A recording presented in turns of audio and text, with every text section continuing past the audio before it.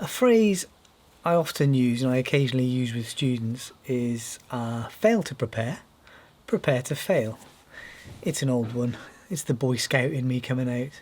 I'm running recess next week, so those are students that have failed, for example. You can imagine how I apply that in teaching, and in teaching every week it becomes a habit, right?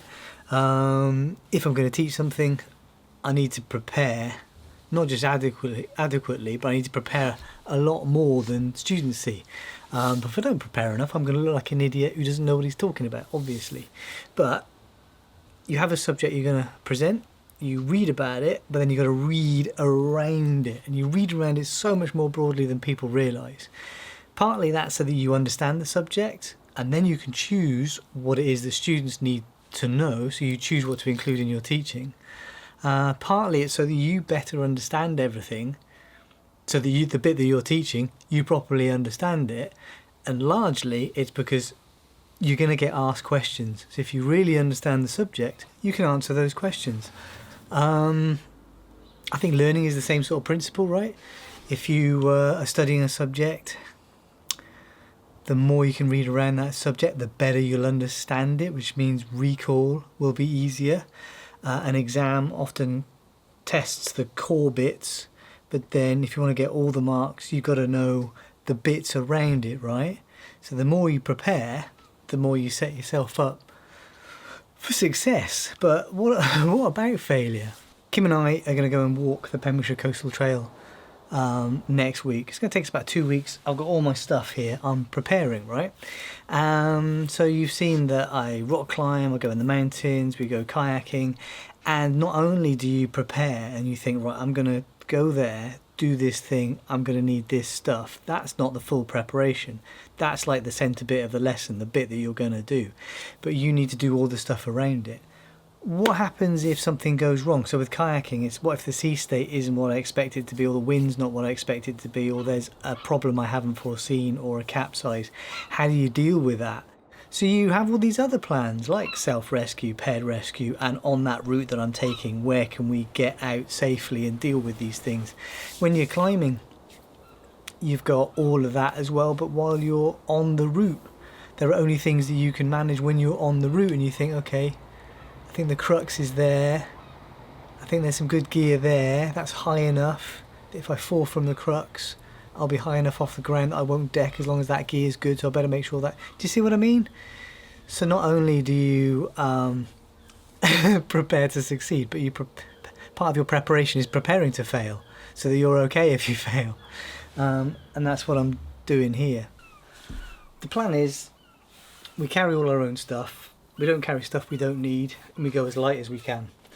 And this might be a prelude to bigger adventures we do in the future, where we travel for longer, right? So this has been on our minds for a long time. We've accumulated some gear already, we've bought some more gear, not too much, but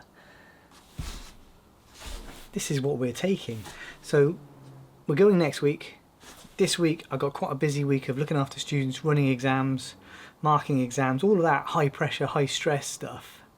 So if I get this done now, and I know I'm prepared, this week I don't have to worry about what's happening next week, so I can just focus on my work, and then next Saturday pick up the bag, you know I'm sorted, and we'll go and get started. So preparation is also a method of reducing stress and reducing worry and making you feel happier. Right, what have I got? Sleeping bag. This is in its like lofting bag. This will pack down really small. It's about 600 grams. Perfect for this time of year. Super lightweight. Down jacket. Maximum warmth to weight ratio. I've got a thin fleece for general thin fleece stuff. And then this is a pretty heavy duty, kind of like a guiding mountain jacket. I've got loads of waterproof jackets, but Wales being famous for its unreliable weather, or being reliable for rain, this is a bit of an unnecessary carry. I could carry something lighter, but this gives me the security of, if it's going to be wet all day, I'm going to be comfortable. Maps, probably not necessary, because the navigation is going to be really easy, but you do get extra information on maps, and again, this is the Boy Scout in me being prepared. Tissues, rubbish bags, pack everything out, no rubbish left anywhere.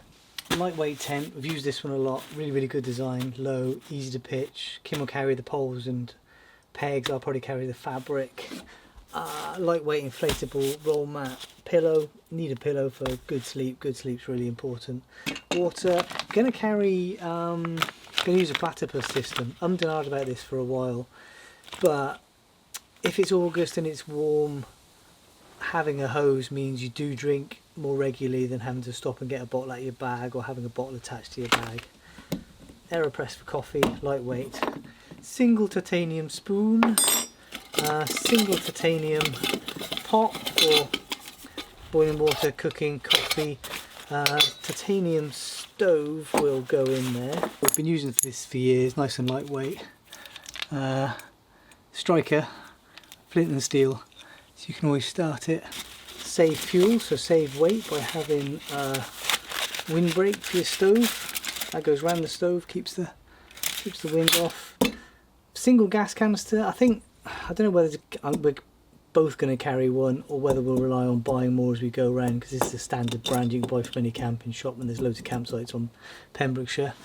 Super lightweight first aid kit. Must remember to stick some blister patches in there, and then we use a lot of these. We use dry bags for everything, organising stuff in your bag, climbing, walking, mountaineering, in the kayak, whatever. And then more clothes. Going to be walking in long running shorts. This is actually a second pair matching the pair I've already got with pockets. Super lightweight, you don't need to carry underwear as well. You can swim in them, you can walk in them. If they get wet, they dry straight away. If you've got two pairs, means you can wash one pair, wear another pair, and they dry super quick.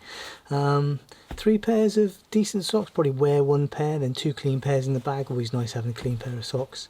And then I'm actually going to be wearing something else, a long sleeve, keep the sun off type top. This will be a clean, dry top when you want to go to the pub.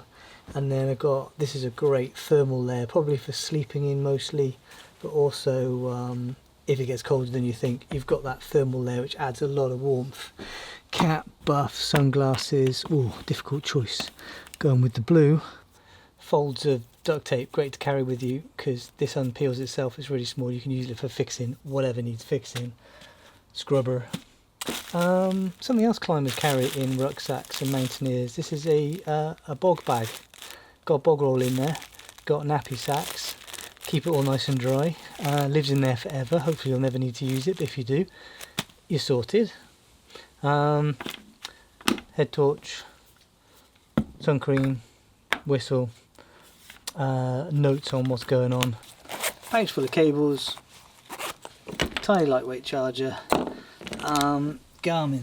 So this is a satellite communicator. Got one of these because, well, if I need help, I can ask for help. I can also keep in touch with the kids, so this is great. Again, kayaking, climbing, because we're often in areas where there is no mobile signal. And of course I use a Garmin, so this is going to record all my stats, distance, that sort of thing. Camera choices. It's going to be a GoPro. Look how battered she is. The GoPro is the only camera that can really go everywhere that I go, that will keep up with me. I've got a bunch of them. I still haven't killed one completely yet. They just keep going. They're great. It is so much lighter. I'm not going to be carrying... I'd love to carry the Canon R6 with me and a whole load of glass and filters and that sort of thing, but you're talking... Well, it's a lot of weight. Going to sort sound out with the media mod. Does a pretty good job. Love a clip. Clips are good. And I finally broke my shorty. It's just got a crack in it. Still works. So I bought myself another shorty. I'm not going to carry a drone. Yeah, it's more batteries, more... Oh yeah. Got a big portable battery. Kim's got it at the moment. She'll probably carry that. But with Pembrokeshire, it's not super wild. North Pembrokeshire is a little bit quieter than South Pembrokeshire, but there are campsites, there are cafes and villages and towns, so we'll be able to pick up water. We'll be carrying 3 litres each. So I haven't got a water filter. I'm not taking a water filter. Pretty confident we'll have enough water. What do you reckon? Food will be dried meals, various bits and bobs. You'll see when we're out and about. But does this all fit in my rucksack? And how much does it weigh before food and water? Like, what's my dry pack weight? Did a good job with this decking, didn't I? This is nice. Yeah, this isn't very well packed, but I can pack better than that, and there's still plenty of room for food in the top. So, That's lighter than my climbing bag would normally be. Under 8.5 kilos. Under 8.5 kilos. 3 kilos for 3 litres of water, whole ton of food. Probably be alright, right? Feels pretty good. Feels pretty good. Alright. See how we get on. See how we get on. That's what I'm taking the GoPro.